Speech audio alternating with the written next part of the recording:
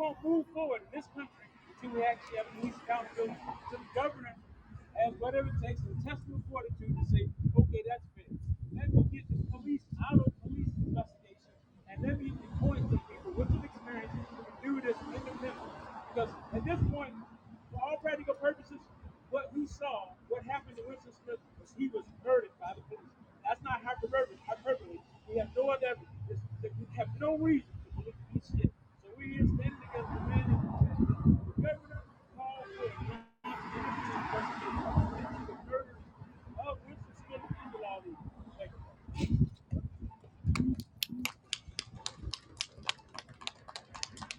We will now call for a community activist, Michael Smith. So I'll stand in front of you ironically on Prosperity Avenue, very ironically. We're talking about this.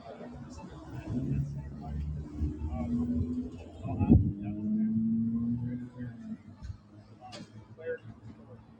I feel like not you, pioneer president, just right on the track.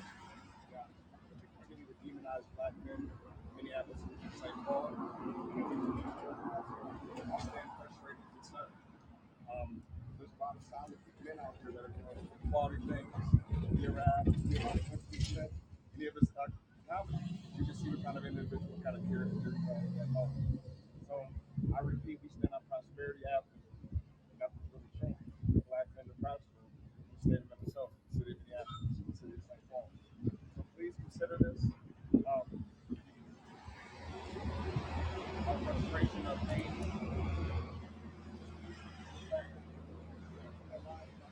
right now, the misunderstanding about a lot of the man that is Winston Smith.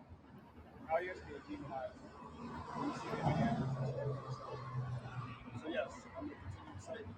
We ask for respect. Please shine that man's light in the correct way. He deserves better. That's all.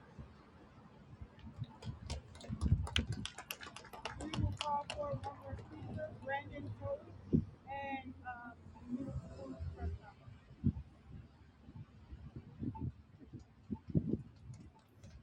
Comes to the assassination and murder of Winston Smith. Obviously, you hear things from the media, you hear things from the law enforcement departments that were responsible for his death. But you look at other cases in the state, George Floyd, the first thing they said that it was a medical incident. Right? There are so many cases where the first story that comes out isn't the truth.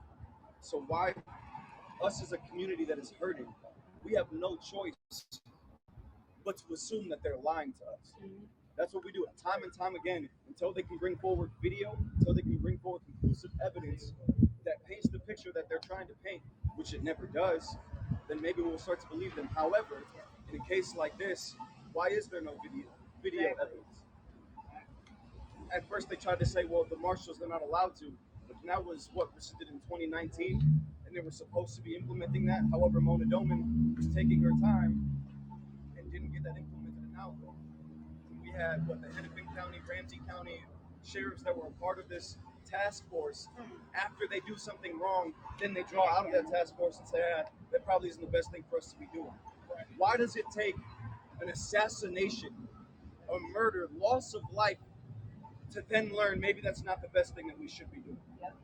Why does it take an incident where there were so many things wrong with it until they start realizing, yeah, we need to do better for transparency and holding ourselves accountable because we don't want to get into another situation like that? Is it not their job to make sure that they're prepared? There are any possibilities of situations that they could be involved in. They need to be able to be transparent and be accountable. Not realize that after the fact, oh, we didn't think about that one. Well, what are you thinking about? Why are you not prepared for instances like this? If you believe that you are right in all the policing and all of the work that you're doing, then it should be, we should be able to see everything you do. We should be able to hear everything you say. If you say you're protecting and serving the community, why is the community not let in on these decisions? Exactly. Why do we have cowboy cops in a task force that apparently nobody knows about, roaming the streets, looking for one person who's a murder suspect, gets a tip that there's another person they're potentially looking for, some warrants, and then they swarm him and 8 undercover cops, guns drawn, undercover cars. After they saw him on like a Snapchat or Instagram story after a date, if your job, even in the Dalal Eid case, if your job was to do a gun sting and you thought to pull up at a gas station in the middle of the day, guns drawn, undercover cars, guns out the window, and you thought that that was going to stop the sale of an illegal firearm, you really need to reprocess how you're going about these actions. If you thought that you were going to surround Winston Smith, or you thought he potentially had a gun, or you thought was out on a warrant, and you thought swarming him with 8 undercover cars, guns drawn, was going to do your job that day, I have to question what type of training, what type of thought process went into that plan, that strategy. If you think about a case like Isaac Aiden, where they have almost 100 police officers surrounding this man for what, 4 hours, and then they come up with a tactical team of flashbangs and less than lethals to try to get him to move. But after he moved, people weren't let in on that plan, and then they shot him because he moved. I have to question what goes on in your operations. What are y'all doing when you come up with these plans? If your job is to apprehend a criminal, if that's what you want to call it, how does that lead to the death of an individual? If your job is to apprehend someone you believe to be a criminal and it ends in the death of the individual, you did not do your job. That's the bottom line. You did not do your job. Therefore, you need to be held accountable for that. And that's what we want. That's what we need to see. The BCA is very good at covering up things. You cannot have cops investigating cops. You cannot have cops investigating cops because they are not on our side. They are on the side of law enforcement. We demand transparency, accountability, and have us in on everything that goes on. We need private investigators. If we're gonna go, it has to be somebody else. Well, then make sure it's actually somebody else. These are the same people. These people have ties to the U.S. Marshals, to Minneapolis Police Department. They have ties to all of those organizations, and you think that they're going to hold the other person accountable? That just doesn't make sense in any rational thinking person's mind, hopefully.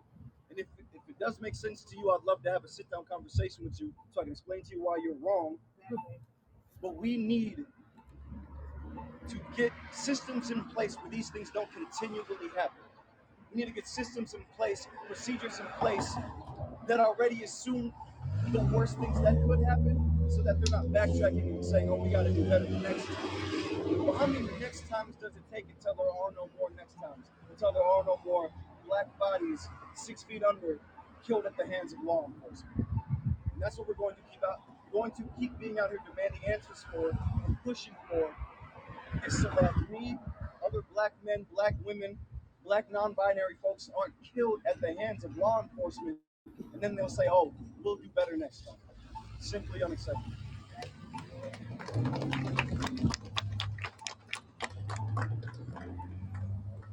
I want to say, as someone that lost Justin Tigan, the father of my son, at the hands of law enforcement here in Minnesota, that I have watched the same trend over and over and over again. They murder their quote unquote suspect.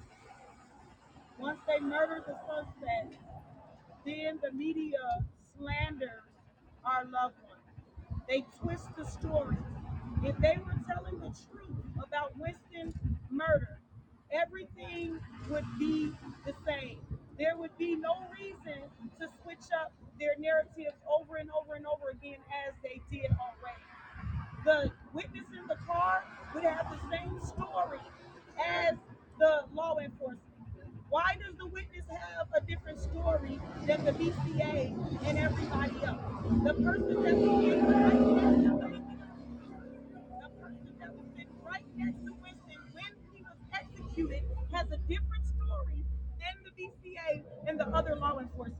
If the law enforcement knew that they were going to swarm down on this man that day to cover themselves, why would they not have any video cameras on themselves or on their vehicles if they were going to go get this murder suspect that they were talking about? The proof is in the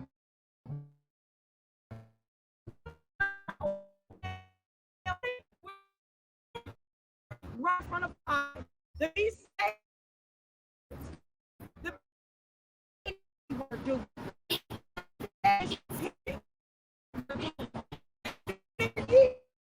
Covered up murders for years.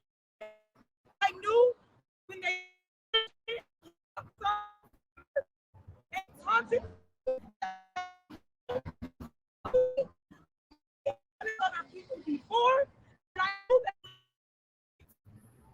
And what other murder that I knew would happen because they covered up the murder of Justin Titus too strategically. So I knew that they were going to continue to cover up murder. And now here we are, 12 years later, God knows more murders. How many more? We're standing here after they've covered up many more murders.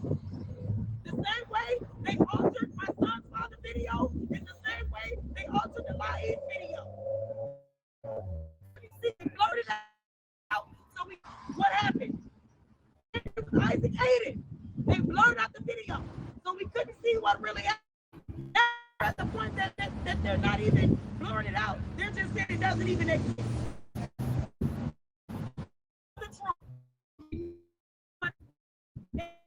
Duty as human beings, as people of heart and minds and families and consciousness to do what's right. And let's fight for other human beings. We have a duty to fight for our freedom. We have a duty to fight for our freedom. We have a duty to win. We have a duty to win. We must love and support one another. We must love and support one another. We have nothing to lose. We have nothing to change. We have a duty to fight. We have a duty to fight for freedom. We have a duty to win. Support one another. We have nothing to lose but our shame. We have nothing to lose but our shame. We have nothing to lose but our shame. We have nothing to lose but our shame. We have nothing to lose but our shame. We have nothing to lose but our shame. All power to the people. All power to the people. Thank you. This will conclude our press conference. Do you guys have any questions? Thank you. Thank you for being here today.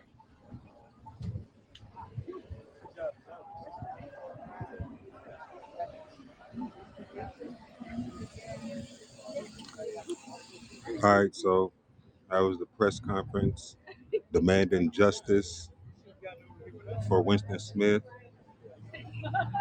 demanding for the cover up to stop. I do apologize if the signal was bad. Buy bigger cameras. I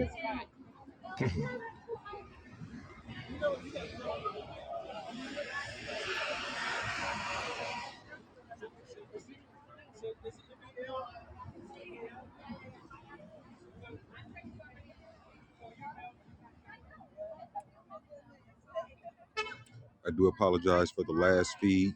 For some reason, my other phone was overheating, so I had to stop the feed. Well, the feed stopped itself. As I said, we're here is Rob G, Visual 12 Media Group, here at the BCA in St. Paul, where activists are demanding justice for the murder of Winston Smith. I do want to thank you all for joining me.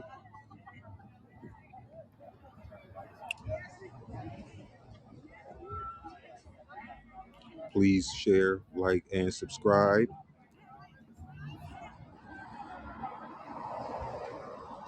And until next time, peace.